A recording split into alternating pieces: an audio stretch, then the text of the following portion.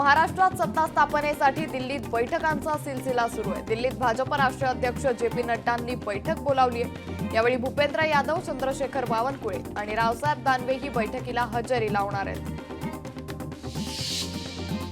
निकालाआधीच महायुतीचा प्लॅन बी तयार आहे। प्लॅननुसार बहुमतासाठी छोट्या घटक पक्षांची मोठ बांधणार आहे। महायुतीच्या संपर्कात बविया, मनसे, प्रहार असल्याची माहिती आहे। अजित पवारांना बारामती कोर्टानं समन्स बजावलाय। बारामतीत मतदारांना धमकावल्याप्रकरणी समन्स बजावला असून 16 डिसेंबरला कोर्टात हजर राहण्याचे आदेश देण्यात आले आहेत। ठाकरेंच्या शिवसेनेचे उमेदवार राजू शिंदे यांच्या विरोधात गुन्हा दाखल करण्यात आलाय। शासकीय कामात अडथळा निर्माण केल्याप्रकरणी गुन्हा दाखल करण्यात आला असून राजू शिंदे यांची पोलिसांची शाब्दिक चकमक झाली होती। शिर्डी साईबाबांच्या मंदिरात सशुल्क दर्शनासाठी यूपीआय पेमेंटची सुविधा सुरू करण्यात आली आहे। दर्शन आणि आरती पासचे पेमेंट आता डिजिटल पद्धतीने करता येणार आहे। यापूर्वी ही सुविधा उपलब्ध नसल्यानं साई भक्तांना मोठ्या अडचणींचा सामना करावा लागत होता। प्रचारात वापरलेल्या वादग्रस्त विधानांवर कारवाई होण्याची शक्यता आहे। यामुळे बटेंगे तो कटेंगेवर सुद्धा कारवाई होण्याची चर्चा आहे। केंद्रीय निवडणूक आयोगानं या संदर्भातील अहवाल मागवला आहे।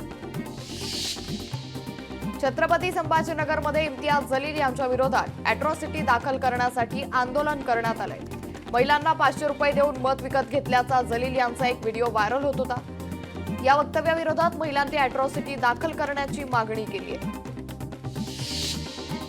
ग्रामीण भागात घरकुलासाठी 2,40,000 देण्याची मागणी होते। ओमराजे निंबाळकरांनी पंचायत समितीच्या बैठकीत या संदर्भातील सूचना दिल्या आहेत। यासह वाळू, खडी मजुरीचे दरही समान करण्याच्या सूचना दिल्या आहेत। वाशिममध्ये बाजार समित्यांमधील शेतमाल खरेदीचे व्यवहार सुरळीत सुरू आहे। बाजारात सोयाबीनची आवकही घटल्याचं चित्र दिसलं असून मतदानानंतर बाजार समित्यांमध्ये सोयाबीनला किती दर मिळतो याकडे शेतकऱ्यांचं लक्ष आहे। जुन्नर तालुक्यातील विघ्नहर सहकारी साखर कारखान्याचा 39वा गळीत हंगामाला शुभारंभ झालाय। यंदाचा गळीत हंगाम यशस्वीरित्या पार पडण्यासाठी कारखान्याची सर्व यंत्रणा सज्ज असल्याचं कारखान्याचे चेअरमन सत्यशील शेरकर यांनी सांगितलंय। सोलापुरात मतदानाच्या दिवशी फटाके फोडणं महागात पडलंय। आदेशाचं उल्लंघन करून फटाके फोडल्यानं 7 जणांविरोधात पोलिसात गुन्हा दाखल करण्यात आलाय। भंडाऱ्यातील दाभा कोथुर्णा मार्गावर अज्ञात व्यक्तीचा मृतदेह आढळून आलाय। नदीच्या पुलाजवळ सकाळी मॉर्निंग वॉक करताना नागरिकांना एक मृतदेह सापडला। पोलिसांकडून तपास सुरू आहे। मावळमध्ये बैलगाडा मालकाचे 50 लाखाच्या खंडणीसाठी अपहरण करून खून केल्याचा धक्कादायक प्रकार घडलाय। या प्रकरणी आरोपीनं पोलीस ठाण्यात गुन्हा केल्याची कबुली दिली आहे। बीडमध्ये शिवसेना शिंदे पक्षाच्या जिल्हा प्रमुखपदी स्वप्नील गलधर यांची नियुक्ती झाली आहे। गलधर यांच्याकडे आष्टी आणि गेवराई विधानसभा मतदारसंघाची जबाबदारी आहे। हिंगोलीत विधानसभा मतदारसंघाची उद्या सकाळी 8 वाजल्यापासून मतमोजणीला सुरुवात होणार आहे। प्रत्येक फेरीसाठी प्रति मतदारसंघात 14 टेबल लावण्यात आले।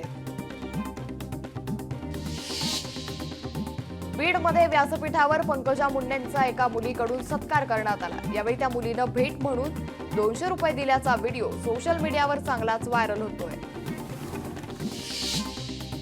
वाशिम जिल्ह्यात यंदा झालेल्या अतिवृष्टी आणि संततधार पावसामुळे खरीप पिकांचं नुकसान झालंय। मात्र आचारसंहितेमुळे नुकसान भरपाईची रक्कम अडकली आहे। आता नुकसान भरपाईची रक्कम कधी मिळणार याकडे शेतकऱ्यांचं लक्ष आहे। परभणीच्या 4 विधानसभा मतदारसंघात मतदान प्रक्रिया शांततेत पार पडली। उद्या निकाल हाती येणार असल्यानं सर्वांचं लक्ष निकालाकडे लागलंय। मतमोजणी केंद्राकडे पोलीस प्रशासनानं तगडा बंदोबस्त लावलाय। बाजारात कांदा लसूणचे दर गगनाला भिडलेत। कांद्याची आवक घटल्यानं घाऊक बाजारातच कांदा 70 रुपये किलो दरानं विकला जातोय। दुसरीकडे लसूण घाऊक बाजारातच 400 रुपये किलो झालाय। नोव्हेंबरपासून ऊस गाळप हंगामाला सुरुवात झाली। अद्याप साखर कारखान्यांनी ऊस दर जाहीर केला नसून प्रति टन ऊसाला 3,500 रुपयांचा दर द्यावा अशी मागणी शेतकरी संघटनांनी केली आहे। महाराष्ट्राची कुलस्वामिनी तुळजाभवानी देवीच्या पूजेचे दर निश्चित करण्यासाठी आज बैठक घेण्यात येणार आहे। पूजेसाठी अवाजवी रक्कम मागितली जात असल्याची तक्रार भाविकांनी केली आहे। तक्रारीनंतर मंदिर प्रशासनाकडून बैठकीचं आयोजन करण्यात आलंय। लोकशाही मराठी ऐका, पहा, जागरूक रहा.